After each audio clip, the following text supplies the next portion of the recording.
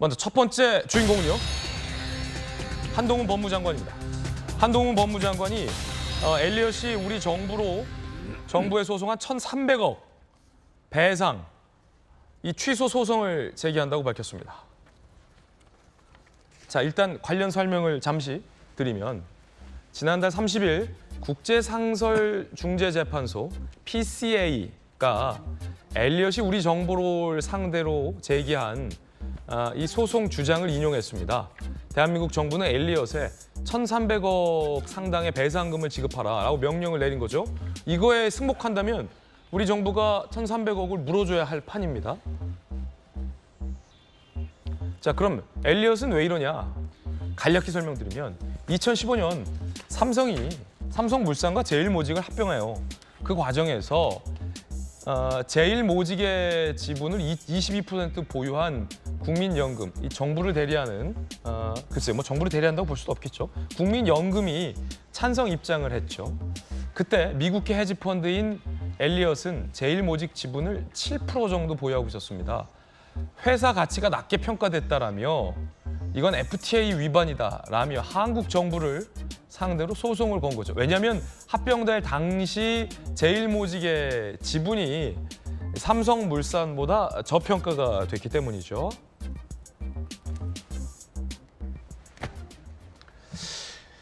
근데 잘 뜯어보면 사실 기업 간의 합병은 흔히 있는 일. 엘리엇이 소송을 제기한 문제를 삼은 건 삼성이 아니라 대한민국 정부입니다. 저렇게 합병되도록 대한민국 정부가 찬성하고 나섰기 때문에 이 책임은 대한민국 정부에 있다라는 주장인 겁니다. 한 장관은 이에 대해서 이게 말이 되느냐라고 법적으로 다투겠다고 밝힌 겁니다. 국민의 피 같은 세금이 불필요하게 낭비되지 않도록 끝까지 최선을 다하겠습니다. 국민연금이라는 어떤 기관 투자자가 지분권을 행사했는데 소수 주주에 대한 책임을 묻는 문제잖아요. 이 문제를 수긍할 수 있겠습니까? 한미 FTA는 정부 조치라는 것을 굉장히 규정을 강화해 놨습니다. 미국 입장에서도 정부의 조치가 아닌 범위가 너무 넓어지게 되면 자기도 너무 힘들어집니다. 또 하나는 사법부에서의 판결과 명확하게 배치되지 않습니까? 중재재판부 몇 명의 판단을 그대로 받아들인다? 전 국익에 반한다고 생각합니다.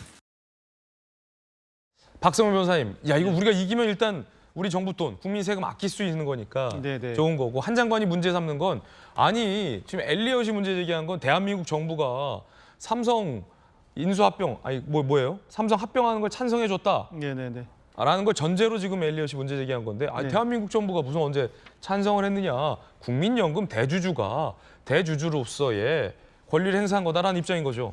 이 판정에 불복하는 취지는 크게 세 가지로 요약됩니다. 일단 국민연금이 상업적 의결권을 행사한 것에 불과하다. 피해자는 국민연금이라고 할 수 있을지언정 엘리엇은 아니라는 논리입니다. 두 번째는 국민연금을 국가기관으로 볼 수는 없다는 것입니다. 국민연금의 행위를 두고 국가를 상대로 직접 소를 제기할 수 없다는 것인데 자유무역협정이 체결되면 각 국가의 기업이 상대 국가를 상대로 직접 소를 제기할 수 있습니다. 그런데 이 국민연금의 행위를 두고 국가의 행위로 보고 국가를 상대로 바로 소를 제기하는 구조 자체가 전제가 틀렸다는 취지의 주장입니다. 셋째는 우리나라의 소액주주들도 이 국가를 상대로 소를 제기했지만 우리나라 법원에서 그 판결을 인용하지 않았다. 그 형평성에도 어긋난다는 취지입니다. 이 논리가 그대로 취소 소송에서 받아들여져서 인용된다면 국민의 피 같은 세금이 지출되지 않을 수 있겠습니다만 1,300억 어마어마한 돈입니다.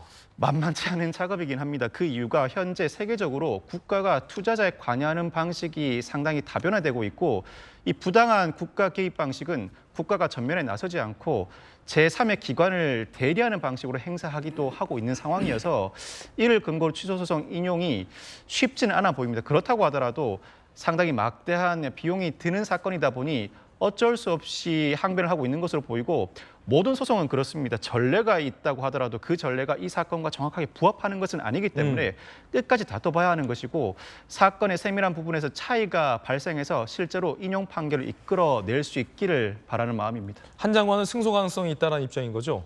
그렇습니다. 그러니까 사실 저 피 같은 국민 세금이 1,몇백억이 이렇게 내야 된다고 한다면 법무장관으로서 한번 이걸 아껴보자. 그리고 끝까지 소송을 해서 이겨보자라고 하는 생각을 하는 건 좀 자연스러운 생각이라고 봐요. 근데 이제 지금 설명하신 것처럼 간단치는 않은 소송이 될 것 같고요.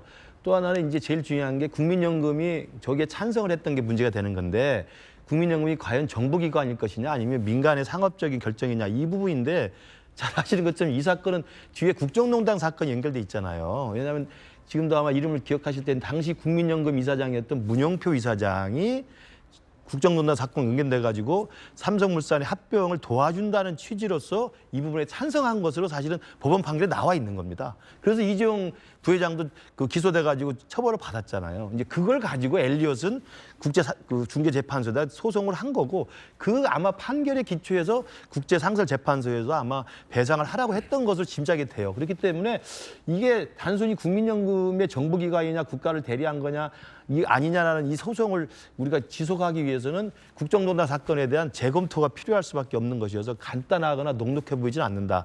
그리고 또 하나는 이 부분이 과연 다시 또 몇 년 전에 우리 대한민국에 있었던 그런 안 좋았던 기억을 다시 뒤집어 재소환한다는 것이 도움이 될지는 잘 모르겠습니다만 어떻게든 간에 법무부 장관 입장에서 몇 가지의 법리적 근거를 가지고 한번 소송을 해보겠다 하는 것에 대해서는 우리가 지지를 보내야 될 것 같습니다. 그리고 잘 되기를 바라는 수밖에 없지 않겠나 생각합니다. 예, 일각에서는 한 장관이 주도적으로 벌였던 국정농단 수사 결과를 바탕으로 엘리엇이 소송을 제기한 것인데 이에 다시 한 장관이 문제를 제기하는 것이 자기 부정 아니냐라는 비판의 목소리도 있다는 것도 말씀드리겠습니다.